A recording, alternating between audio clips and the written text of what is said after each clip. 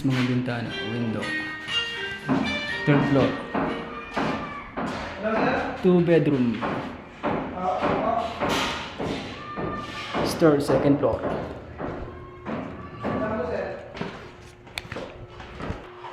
Second floor grills. Siya.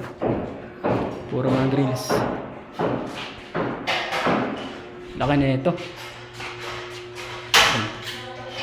Forma nila. Ano forma? Ano sila? Tagal-tagal Batangan. First floor.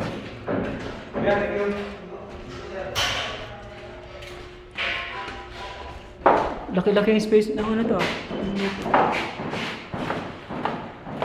Ito pala sa baba. Ang trabaho. Ano nila?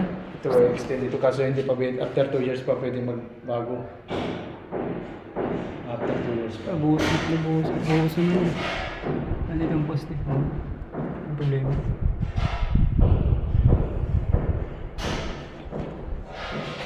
So kung ganun ang mangyayari. Tingnan mo daw, pwede ba mangyayari ganun? Ito yung pinto na siya. Pinto na siya. Oo, kasi may buhos na yung mga poste naman. Walang ano to? Walang problema to. Pinadala. May poste siya. Isagat sana dito. Hanggang dito sa isa yung space. Pero magkakaroon pa dito ng tira-break. Magkakaroon pa rin talaga ng space para dito sa hindi yung nandito. Saka dito. Malaki-laki yan. Para mayroon pa rin siyang emergency exit. So ang pinto parang dito na magkakaroon sa pinto. Magkakaroon dito ng pinto. Eh, paano itong... Ano, diretso? Oo. Ano lang? Ito lang. Isang... Ano? Yung abang niya. Dito lang partition namin eh. Pagkita na yan pre. Hanggang dito lang ito. So mangyari, sarado dito.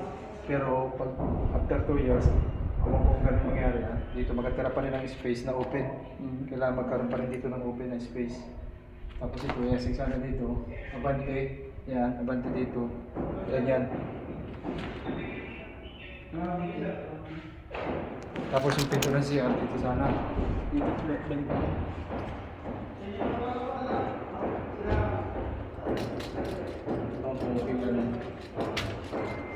Kasi sayang yung space oh, turuin mo. Ang laki nga ng space. Buha niya pa.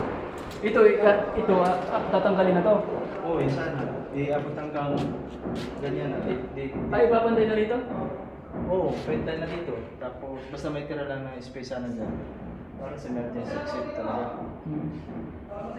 Pero ano to? Hatian namin yan. Hindi mo tingnan niyo mga...